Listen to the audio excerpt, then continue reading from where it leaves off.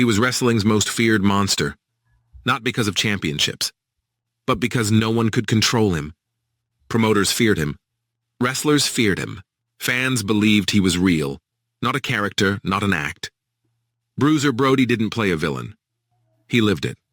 And then, in a locker room far from home, this unstoppable force met a sudden, brutal end.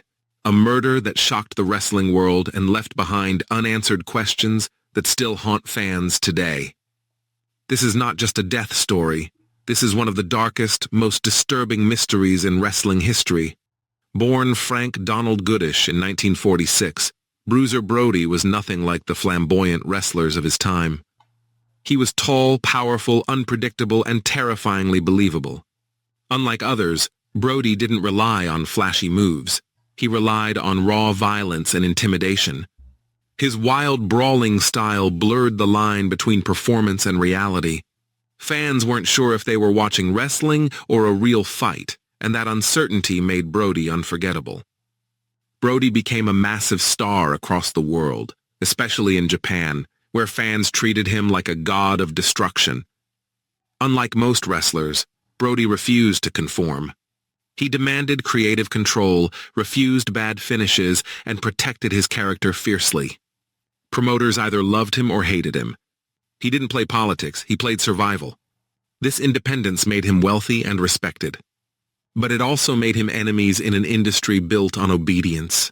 Backstage, Brody was known as difficult, stubborn, and unbreakable. He didn't trust promoters, didn't drink or party with wrestlers, and kept his personal life private. This isolation fueled rumors. Some saw him as a threat. Others saw him as an obstacle. In certain territories, especially Puerto Rico, tensions were rising. Wrestling politics were brutal, and grudges didn't stay inside the ring. On July 16, 1988, Bruiser Brody was in Puerto Rico for a wrestling event. Before the show, he was called into a locker room shower area under the pretense of discussing business. What happened next remains one of wrestling's most horrifying moments. Brody was stabbed multiple times by fellow wrestler Jose Gonzalez, also known as Invader No. 1. Witnesses later said Brody was left bleeding, struggling for life, while medical help was delayed. Perhaps the most disturbing part of Brody's death wasn't just the attack, it was what followed. Reports suggest that emergency response was slow. Hallways were crowded. Doctors were not immediately available. Brody, still conscious, reportedly tried to fight for his life. By the time he reached the hospital, it was too late. He was pronounced dead at age 42, a father, a husband, a legend, gone in minutes. Jose Gonzalez claimed self-defense. Despite eyewitness testimony and inconsistencies, he was acquitted. The wrestling world was stunned. Many believe justice was never served. Gonzalez continued working in wrestling afterward, while Brody's family was left without closure. To this day, fans and wrestlers alike question how such a brutal murder ended with no punishment. Why did no one stop it? Why was help delayed? Why was the killer protected?